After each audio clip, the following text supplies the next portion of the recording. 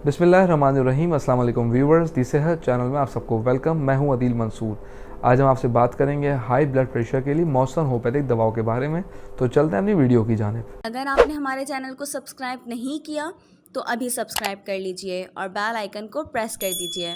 Blood pressure उस दबाव को कहते हैं जब दिल खून को पंप करता है, जो इस बात को यकीनी बनाने के लिए ज़रूरी है कि खून जिस्म के तमाम मुख्तलिफ हिस्सों और टिश्यूज़ तक पहुंच जाए। हाई ब्लड प्रेशर की अलामत ज़ाहिर नहीं होती, इसलिए हाई ब्लड प्रेशर को खामोश कातिल कहा जाता है, क्योंकि हाई बीपी संगीन और बाज़ औक़ात जानलेवा बीमारियों का सबब बन सकता है, जिनमें हार्ट अटैक, स्ट्रोक और फालिज जैसी बीमारियां शामिल हैं। हाई ब्लड प्रेशर की सबसे बड़ी वजह स्ट्रेस, तंबाकू नोशी और हाई कोलेस्ट्रॉल लेवल हो सकता है।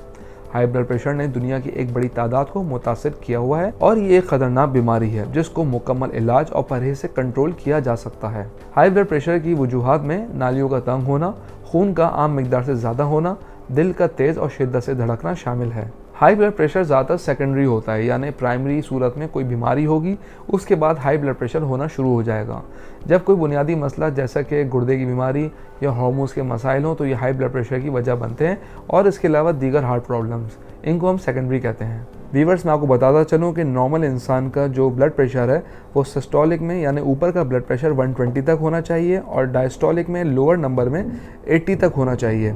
अगर हम हाई ब्लड प्रेशर यानी इसकी स्टेज 1 की बात करें, अगर सिस्टोलिक यानी ऊपर के जो नंबर है 130 से 139 तक आ रहा है और नीचे का 80 से 89 है यानी डायस्टोलिक, तो इसका मतलब है स्टेज 1 शुरू हो चुकी है। और अगर हाई ब्लड प्रेशर की यानी एक नॉर्मल इंसान को ब्लड प्रेशर हो चुका है तो ऊपर का ब्लड प्रेशर 140 यानी सिस्टोलिक 140 होना चाहिए और डायस्टोलिक 90 तक आ रहा है, तो इसका मतलब ये है कि अब ब्लड प्रेशर हो चुका है और आपको अलर्ट होने की ज़रूरत है। वीवर्स, होम्योपैथिक में हाई ब्लड प्रेशर के लिए बहुत मौसर होम्योपैथिक अद्वियात हैं जो उसको कंट्रोल करने में बहुत सपोर्टिंग है।